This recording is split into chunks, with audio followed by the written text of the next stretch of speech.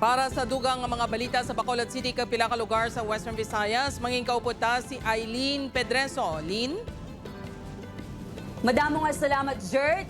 Mga nagapakalimos kang nagapangaruling nga kabataan, ginapang rescue sa Anti-Mendicancy Task Force ng Bacolod City LGU. Yaring balita nga atong gitutukan. Diri na sa Dalan Lacson sa Bacolod City nagatiner ang 10 anyos nga si alias Toto. Diri na ini nagakaon kag nagatulog kun gabi. Sa barangay 10 gid ini kuno nagapauli sadto, pero wala na ini isang ginikanan. Rason nga naggiho-iho kag nagapakalimos. Pagkaon. Baka makapagkaon. Eskwela ka pa?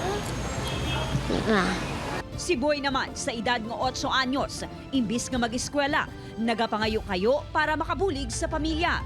Huwag na sila obra. Igadalan. Nabakal pagkaon. Bakal gatas sa kunahon. Ang kaangay ng Dayboy kag Toto ang pilalang sa ginatutukan sang Anti-Mendicancy Task Force ng LGU.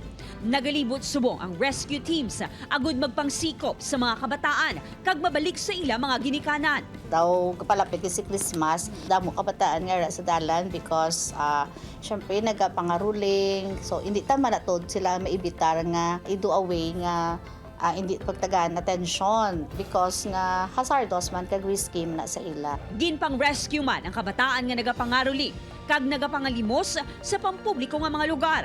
Sa Bacolod City Plaza, mas sobra 30 ka mga kabataan upod ang ilang mga pamilya ang gin-rescue man sa LGU. May mga kabataan na nga ginbalik sa ila barangay, samtang ang iban nga wala gid sa pulian upod ang ila pamilya. Plano nga hatagan sang nagkakaigo nga bulig agud makaumpisa sa normal nga pagpangabuhi.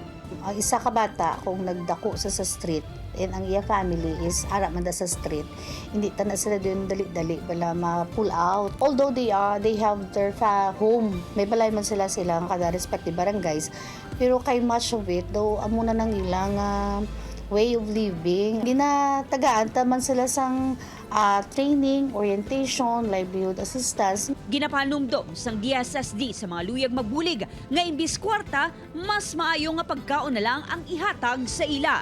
Upod kay Reynald Castillo, Eileen Pedraso, 1 Western Visayas.